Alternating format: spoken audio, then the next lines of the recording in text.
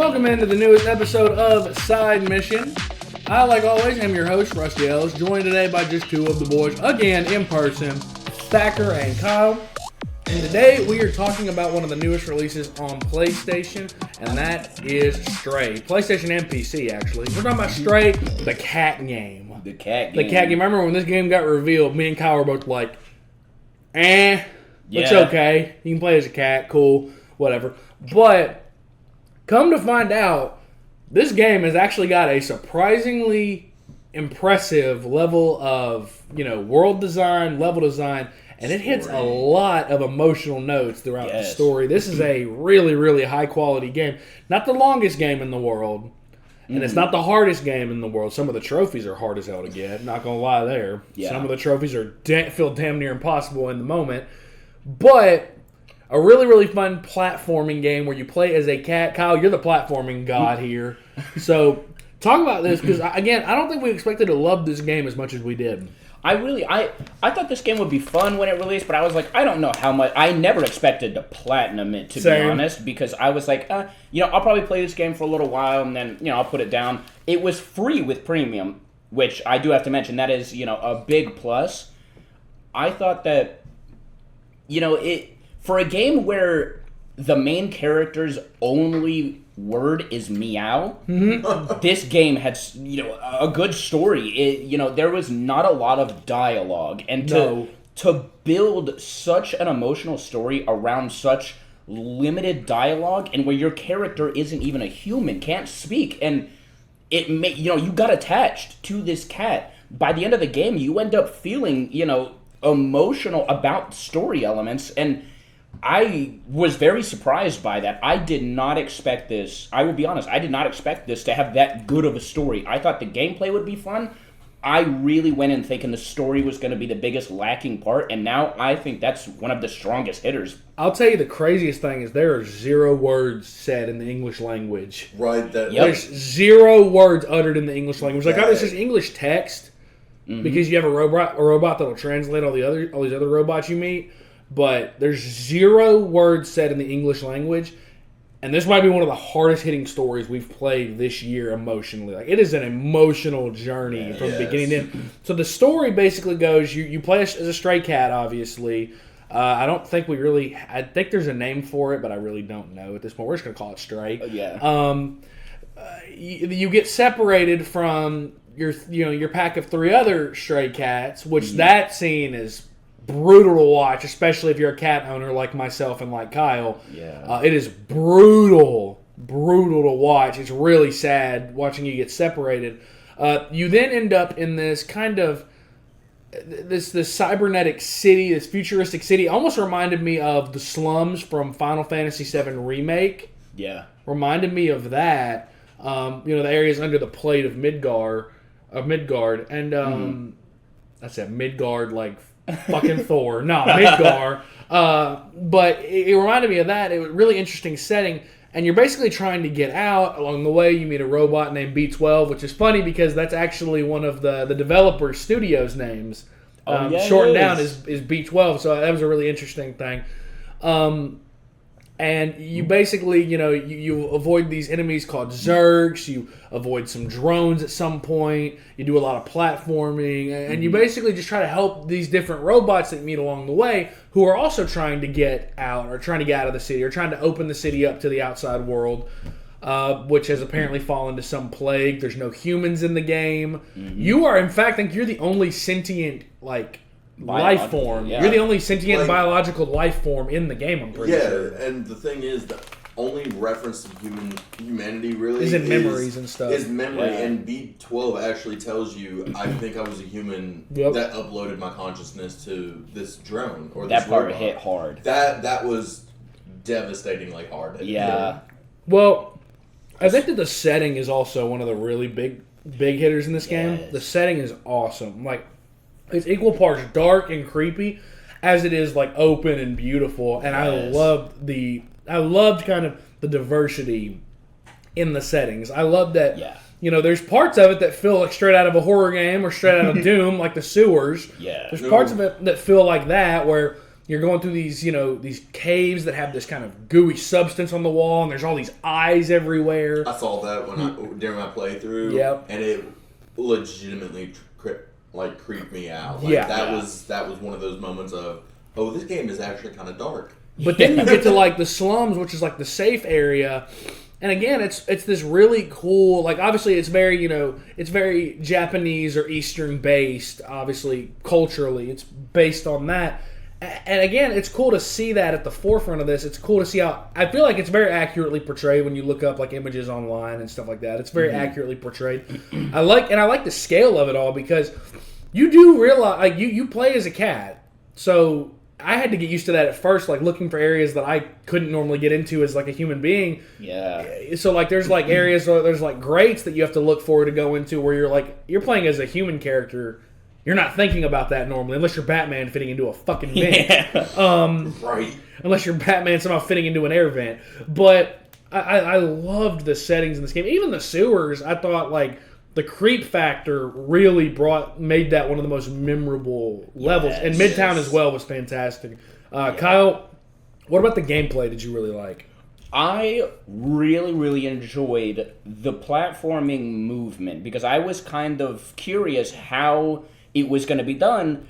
And at first, I did not like the fact that you couldn't just jump. You had to find some ledge to press X, and that made you, you had to find, somewhere you could jump. It wasn't just free jumping. By the end of the game, I loved that because I think that if you were able to free jump, it would be so much more difficult because you would be constantly falling off of things, you'd miss jumps, and, with you seeing that, the X button to jump, okay, I can, kind of plan my route and chain these jumps because you're not free jumping, you're not gonna miss, and it really helped put together the parkour feel of the game because, as a cat, you can kind of jump around and climb on shit, and it is really, really interesting to see how realistic they kind of made not just the movement for the cat, but also the behavior. When you first find the robot, you end up getting this harness that you can put on it, and as soon as the cat puts on the harness, it falls over, and then it gets up and it hunches its back down, when you actually put a sweater or a harness on a cat. Because the cat's not used to it and that's extra weight at that point. Yeah, it was so cool that they actually added that, and I think that, it's fun to make a game that's, based around an animal. This game really knocked it out of the park with the amount of realistic, not just, movement, but also the sound design. Everybody has probably seen all the viral videos of the cats all over social media. Yes. And it is awesome. Funny enough, my cat Katara did not react to it at all. Did not react at all. The reason that's probably happening is because it is so realistic to real life cats. The sounds, the movements, it's so fun to just watch them be memorized by, this cat game. Yeah. It was such a cool, way for them to really bring immersion in. Almost involve your pets in it as well, yeah. Yes.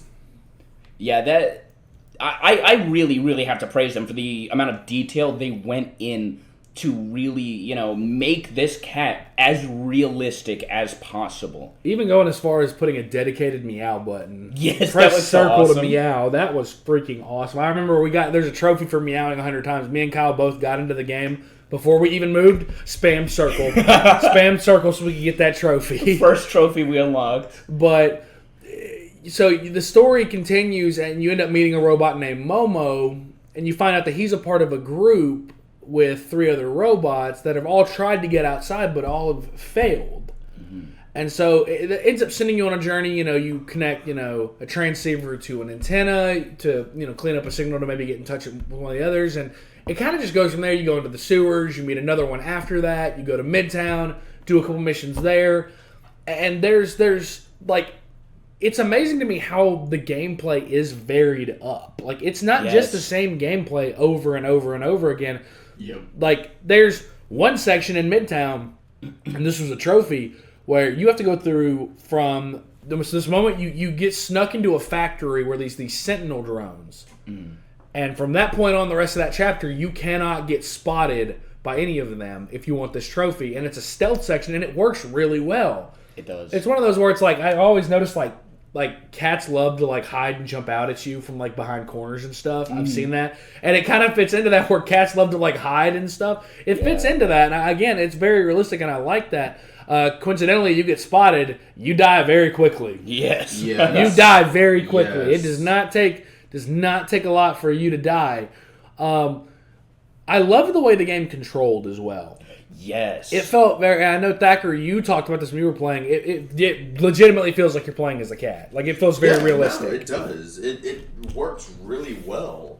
Even the smaller details, such as like getting a bag stuck on your head. Yep, that was fun. And inverting the controls. Exactly. Yeah. From just seeing it on screen and seeing the cat struggle with the bag on its head was perfect, and then actually having your controls inverted threw me off completely. But no, like the game is very well put together, and I think if I honestly had to say, this is definitely probably going to end up in my top 10. It will end up in my top 10 for sure. I think that it is a good thing this game is free because it is relatively short. So our first playthrough, Kyle and I, our first playthroughs, I think Thacker's yours was around the same amount. I think each of our playthroughs were around 5.5 to 6.5 hours. I think that's how long our playthroughs each were, roughly. Because, I mean, we were looking for collectibles and shit. You were just trying to beat the game so that you knew enough to talk about the game for this episode. It is relatively short. There is a little bit of replayability in the fact that there is a trophy for beating the game in under 2 hours. Yes. And that was actually a fun It was a fun challenge because it tested your memory. It tested how much do you remember from what you just did? Because there are 2 or 3 chapters where you have to do quite a bit in a certain order in order to progress further into the game. You know, chapter 4, you have to find these 3 notebooks. You have to memorize where their locations are and go find them, do the challenges you need to get them, all that, do the puzzles or whatever. And then you come back to that area, a chapter or so later, and you've got to do a series of trades with items to get a certain item to give another character so they can help you with something. Yep. Like, I think that I died 5 times in my speed run, which is embarrassing because the game really isn't all that hard. I died 5 times in my speed run, and I still had 17 minutes to spare from 2 hours. So I did mine in an hour 43. You died like 3 or 4 times. You did yours in an hour and 38 minutes. Yeah. If you take those deaths out, you're probably closer to an hour 35, which is really impressive. Right. I want to know what the record speed run on this game is. I know that Power Picks was who I used. I saw their speed run. Their speed run was an hour 35. I don't know what the record is though at this moment. I'm sure it's probably fucking absurd. Yeah. I definitely think the content there is a little light on the content, and it being free, that's a big positive that it's free because I don't know if paying $70 for this game was worth it. I say this also knowing that I bought like the collector's edition for the game that'll be shipped like later this year for like $50. But that's mainly because I loved the cover of the game. Mm-hmm. I think that it is certainly a little bit light, but it being free counterbalances that. What were y'all's critiques for the game? I would say, honestly, the gameplay length was a little short, and I think that it was because they wanted to put that speedrun trophy in. Yes. I kind of have a love-hate with that because, like, if you didn't have that in, you probably could have added even more story content. Yeah. Like, I would have loved to play an epilogue where the cat meets up with the other cats that, because after the first scene where, your cat gets separated from its friends, you don't see them again. Yeah. The cat just makes it outside and then leaves, and I would have liked to play some kind of epilogue that brings it full circle. Now, I don't know if maybe they're setting up for a sequel. The ending very well, like, that little, like, flicker of electricity, I feel like that's not just nothing. Yeah, that definitely could be setting up for a sequel, and here was what I would like to see, if that's the case.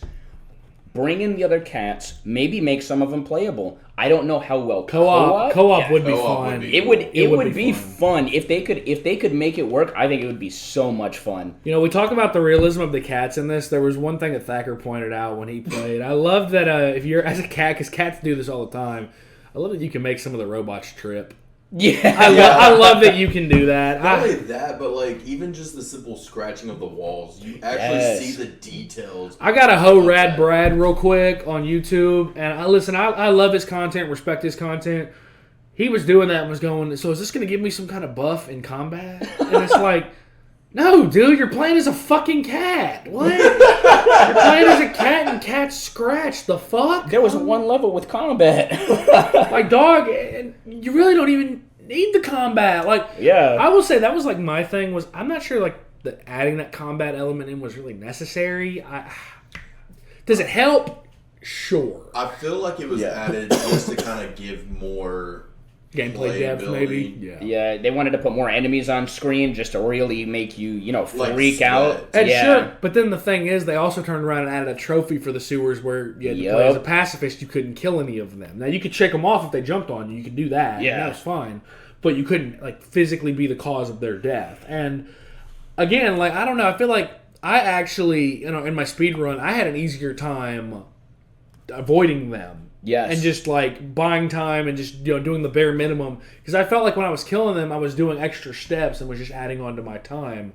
One puzzle that almost got me in my speed run was you end up in jail at one point in the game. As a cat, that's weird to say. Kitty jail. You end up in kitty jail basically, and to escape you have to trap these sentinel drones who can kill you in one hit, by the way. You have to trap them in a cell or in a storage room. And it is really tense. So you do it with one the first time, and it's like, okay, that's not bad. You go to the very next room, and there's two of them. Oof. And two doors. And there's two doors, so it's like, okay, this sucks. This is not going to be fun. That killed me 3 times, and I think based on... your 5? Out of like my 5 deaths, that killed me 3 times. Wow. Yeah. And I remember just going, well, this fucking sucks. I'm in a cell right here. Yep. My speed run is seriously going to die right here. And obviously, I started my speed run with a 2-hour timer, so I could always have an idea of like, okay, how much time do I have left? Obviously, I ended up having way more time than I realized. But I was like, it got tense there for a little bit. I know for you it got tense as well, because again, you have no idea. An in-game timer would have been nice. Yes. Just to know, like, okay, when are you taking time? Like, the cutscenes count? Because I don't think we ever really got a definitive answer for that. Yeah. Because some of them do and some of them don't. I feel like the stress that I saw Kyle go through with his platinum was... The chase. We pulled into Cookville right as Kyle was trying to finish his platinum. And this is at 2 a.m., by the way. Yeah. And it was stupid crazy seeing him like go through and trying, and we're sitting there again at 2 a.m. like, come on, Kyle, you got this. And then he finally does it, and we all just scream, and we're like, oh crap, Rusty's neighbors. They're gonna hate us by the end of this weekend. Yeah, for sure. I will say, I think that, so I came up with a crazy little theory about like what I think the story of this game is, and I'm sure it's way the fuck off. But I think my theory was why you don't see the other cats. Because again, I was kind of disappointed that you get to the end and you don't really see them. Like, you don't see them ever again. Yeah. And I don't know. I thought that was kind of weird. So the theory was, so when you get separated from them, you take this really long fall into like a sewage tunnel. And you pretty much just get right back up from it. And it's one of those where it's like, how did that cat survive that? And so you get up, you limp forward like 5 steps, and then the cat just collapses.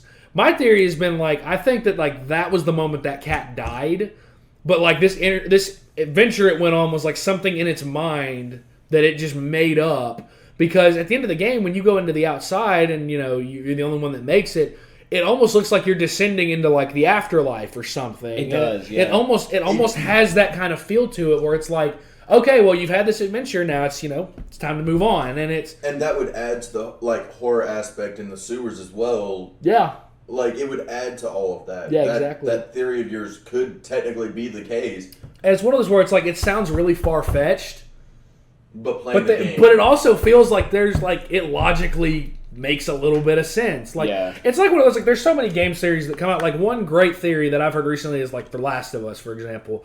What if the entire time you're playing as Joel going across the country with Ellie, what if the entire time she knew that for a vaccine to happen, she would have to die? And that for her, this journey is just her seeing the world one last time before she dies. That's like it's a deep theory of like what if the entire time she knew and you're just never told that. That's and crazy. It's just like theories like that, but it's like it's theories like this. Like you play the game and it almost makes sense. I will say, and we agreed on this, Kyle, and I think Dagger, you can attest. As a pet owner, you play this game. The emotional notes hit even harder as a pet owner. Yes, I know. With you two having cats, that definitely hits hard. With me and my pets, like that, seeing like the cat get injured was a lot of like, oh, that really hurts me. I don't like that. Oh, like I've watched the intro so many times, and it's just it sucks. I hate watching it. It doesn't suck in a bad way. It sucks because it's not fun to watch. Yeah, it's that emotional damage. You just hate watching animals get hurt. That's the thing. You love if you love animals like we do, you hate watching them get hurt. So and again, the ending. B12 is a really really good side character or a main character that you spend the entire game with pretty much. That's an emotional ending where he's helping you hack these terminals, and you can tell that it's frying his the drone body a little bit. And when you hack the final one, he kind of just passes out and he's like, "Hey, just carry me over there. Carry me over there. I'll open it." And then he gives you the whole spiel when you carry him over there of, I accepted this the moment I started hacking. I'm not going to be able to make it with you, but I can open the doors for you to get out. And again, at least one of us makes it. Yeah, and at least one of us goes outside. And then, he opens it, he dies, essentially, and the cat starts, like, pawing at him and trying to get him to, like, wake up, and then he just lays down next to him and takes a nap. And it's just, again, this game hits the emotional notes really, really well. Yeah, it does. And I think that for a smaller game, I know, I think Annapurna Studios is a relatively big studio that's done other games before. I really enjoyed this game, and I really loved this game a lot more than I thought I would. Yeah, same. It was, honestly, I did not expect to be having this unlocked for my top 10 when we saw the trailer. It is now, for sure. I literally am in love with this game. And now that I've platinumed it, I want a sequel. I would love a sequel. I want to play as a cat again. It was so much fun. And if they were to make maybe not a 40-hour game, but maybe a 20-hour game, even like a 10 to 15-hour game, yeah, I would play that. I would platinum that. I mean, it was a lot of fun, and I think that there's a lot of room for innovation when it comes to the gameplay, because outside of the combat, I don't think that we really needed combat in this game. Yeah, I agree. I think that maybe giving the cat different abilities, like a dash midair to, maybe get to another platform, or, maybe a double jump, or, some kind of other abilities outside of combat that, kind of advance the platforming for a sequel, that would be fantastic. Or even just the ability to jump in general. Yeah. Like when you're just on the ground, yeah. Yeah. I really, really do hope that they, make a or even, if they make another game about an animal, I'll play it because they knocked it out of the park. Make it one about chickens. Or ferrets, please. Yeah. I want to play as a guinea pig. No. So that is Stray. I think of the 3 new games that I've platinumed this year, this is definitely second behind Elden Ring. It's way the fuck ahead of Tiny Tina's. Yeah. Way the hell ahead. Tiny Tina's can kiss my ass. But that is going to go ahead and do it for this episode of Side Mission. You can follow all of us on Twitter. You can also follow the podcast at Side Mission Pod on Twitter as well. For Dagger, for Kyle, I'm Rusty Ellis. Thank you for listening.